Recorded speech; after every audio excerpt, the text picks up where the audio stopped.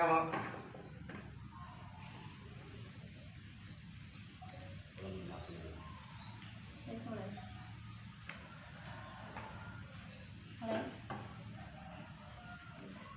Tadi sudah dulu, perkenalan. Assalamualaikum, monggo diperkenalkan. Assalamualaikum warahmatullahi wabarakatuh. Diperkenalkan, nama saya Lukman Joyo Saputro, adalah putra dari Bapak Munajah, pendiri Pendul Melian. Demikian perkenalan saya. Terima kasih. Assalamualaikum warahmatullahi wabarakatuh. Nama saya Raden Marianto. Saya adalah cucu dari Eyang Munajah, pendiri Pendul Melian 1952. Assalamualaikum warahmatullahi wabarakatuh. Nama saya Muhammad Rabi Solikin, buyut dari Mbah Munajah, pendiri Pendul Melian 1952.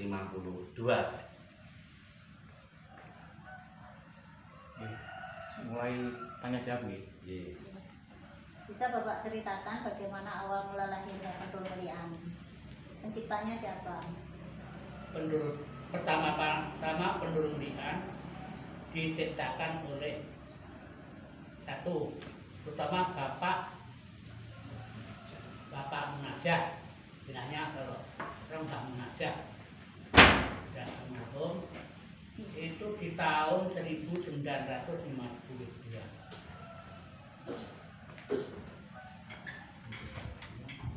Pencipta kedua adalah Mbah Harjo Dinomo. Tiga, Pak Sahid. Terus keempat, Pak Yandi. Bu, diganti nama ini. Apa yang membedakan Pendul Melian dengan kesenian tradisional lain Ngawi? Pendul Melian diciptakan atas dasar istikharah Pak Mbah Munajah, yaitu seorang guru thariqah Ahmadiyah yang ada di Dusun Melian. Beliau menciptakan tarian ini adalah tarian yang sangat berbeda dengan tarian-tarian yang lain. Itu untuk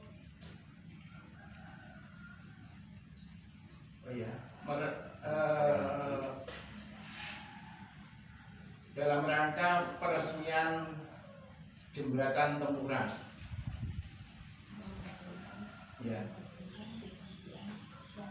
Jembatan Tempuran adalah jembatan satu-satunya yang menghubungkan desa Tempuran dengan desa-desa yang lain, termasuk desa Geneng, desa Semen, desa Jambangan, dan sebagainya. Mengapa jumlah penarinya 17? Karena tari ini diciptakan salah satu bentuk selain syukuran untuk jembatan Tempuran. Tari ini sering tampil di acara 17 Agustus. Makanya setiap waktu dulu 1952 tampil, itu yang tampil 17 orang seperti tanggal kelahiran 17 Agustus 1945 bangsa Indonesia ini merdeka. Mengapa, apa makna penggunaan topeng atau pendulnya itu? Karakter apa cerita dari dibalik penggunaan topeng? Karakter topeng memang berbeda-beda, beda dengan tari yang lain seperti reog atau tari-tari lain itu sama semua. Tapi di Pendul Melian tari ini sesuai karakter yang dibentuk oleh penciptanya. Ada yang bentuk suka, ada yang bentuk sedih, ada yang bentuk gembira, ada yang berbentuk hewan dan yang lain. Dan tari Pendul ini cirinya yaitu tidak sampai muka semua penuh, itu cuma sampai di mulut gitu saja. Itulah ciri khas tari Pendomelan, bahwa berdasarkan ciri yang berbeda-beda banyak karakter ini adalah filosofinya bangsa Indonesia ini yang majemuk, plural, beda bahasa, beda suku, beda agama, beda budaya, beda karakter, beda sifat watak, kulit. Ini mencerminkan dari bentuk topeng yang dibuat dari Pendomelan. Makna dari syair yang dibawakan dalam pertunjukan, misalnya O, A, dan insaflah itu apa?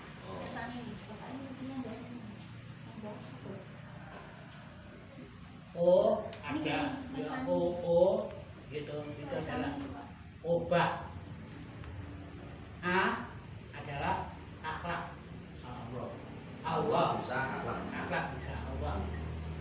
Jadi berdasarkan obah itu juga berdasarkan akhlak yang baik karena Allah.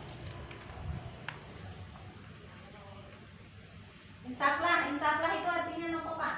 Insaflah adalah ya, kita manusia itu banyak kekurangan dan ya banyak segalanya. Kita insaflah pada Allah, insaflah. Jadi kita Ini mengenai musik dan musik pengiring dan unsur lain ya. Alat musiknya tuh yang dipakai dalam pementasan Pendomelan itu apa aja, dan apa musik dan syairnya yang diwariskan secara temurun-temurun itu, Pak? untuk Mohon dijelaskan. alat musik itu dari dulu sampai sekarang sama. Kenong 2, kemudian apa itu kendang 1, kemudian beduk atau jedor itu 1, bass ya. Satunya lagi namanya yang dulu itu jer. Jer itu naik dulu terbuat dari pintu kamar mandi besi, cuma lempengan ditabuh jer gitu. Tapi kalau dunia sekarang di seni musik yang modern itu bisa dikatakan dengan simbal. Nah, zaman dulu kan belum ada simbal, belum dikenal begitu. Pokoknya ada besi kita tabuh. Nah, dengan modernnya zaman sampai sekarang kita masih untuk yang jer ini kita dua pakai. Ada yang bentuk bisi lempengan kita pakai juga, ada yang bentuk simbal kita juga pakai. Jadi kenong, gong, kendang, sama jer atau simbal. Siapa yang biasanya menyanyikan syair? Apakah ada peran khusus, misalnya disediakan sinden, galang, atau penembang itu? Sinten? Kan diiringi nyanyi toh. Kalau ada nyanyian itu ada pemandu 1, terus dinyanyikan bareng-bareng. Ya sekarang ini yang berperan adalah Gus Solihin. Proses pelatihan untuk generasi muda dilakukan di Sanggar. Ya betul. Ini kan tari ini vakum mulai 1980-an sampai 2015 saya hidupkan lagi. Itu tinggal cerita, kemudian topeng juga nggak ada, pakaian juga nggak ada, alat juga nggak ada, dan topengnya itu dimusikkan di Embul Tantular Surabaya atau Sidoarjo. Dan 2011 saya merintis dari nol, mulai dari alat musik, baju, kemudian seragam, kemudian topeng, dan berbekal dengan para sesepuh yang masih sugeng atau hidup. Kita belajar dari situ, mempelajari kepada memperkembangkan anak-anak. Disitulah tari ini bermetamorfosis kepada generasi muda. Dan bahkan bukan itu saja, kita bawa ini menjadi ekstrakurikuler di sekolah-sekolah. Contoh saya kan sebagai guru, maka di sekolah kita itu saya ajarkan anak-anak untuk Pendomelan. Itulah regenerasi Pendomelan ini agar tidak punah. Kita ajarkan ke generasi dari muda, tua, muda sampai anak-anak kita perkenalkan. Tidak ada cowok, tapi sekarang cewek juga, perempuan juga ikut menari Pendomelan. Bagaimana antusiasme anak-anak atau remaja yang mahir membawakan Pendomelan, Pak? Antusiasme ingin belajar Pendomelan tentu banyak, karena tantangan terbesar dalam mendidik mereka apa? Ini tari ini ternyata setelah hidup kembali tidak hanya diikuti, dimiliki, dilatih anak Melian saja, tapi sudah menyebar luas dari kampung-kampung, dari kota, tinggal kecamatan dari kecamatan, dan di sekolah-sekolah pun bukan hanya sekolah saya, ternyata di sekolah-sekolah Ngawi juga diajarkan pendongeng ini. Jadi antusiasme anak itu untuk melajari pendongeng itu sangat besar sekali. Anak terekspos, minat bakatnya, suka seni, dan itu contohnya yang alat gendang sendiri itu anak belajar otodidak bisa. Kemudian yang koplo-koplo untuk menari itu bisa. Jadi kita walaupun saya ini anak muda, dari anak muda itu saya punya organisasi yang SMA ada, yang SMP Sanawi ada, kemudian di SD ada. Nah, nanti kalau SD ini ada juga, di TK pun kita ajarkan anak-anak, kita kenalkan. Nanti kalau sudah besar itu yang menjadi generasi penerus pendongeng. Pemerintah daerah. Yang punah tadi kan sudah dijelaskan ya, yang punah supaya sudah upaya. Terus apakah ada dukungan dari pemerintah daerah atau pusat dalam bentuk pelatihan atau ekspedisi? Untuk ekspedisi atau perhatian pemerintah, alhamdulillah walaupun minim tapi saya pun sudah ada. Contohnya itu diperjuangkan dari dinas pariwisata itu dan dinas yang lain, kita sudah mendapat hak cipta bantuan itu.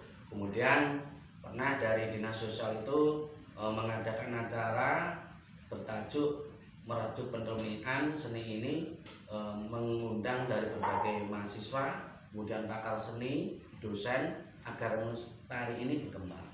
Kemudian untuk masyarakat atau warga yang lain atau instansi lain itu banyak yang menggunakan jasa nari atau aksesoris, itu sudah bagian untuk mendukung kita. Namun untuk mungkin ya bantuan seret dari pemerintah sama sekali belum ada.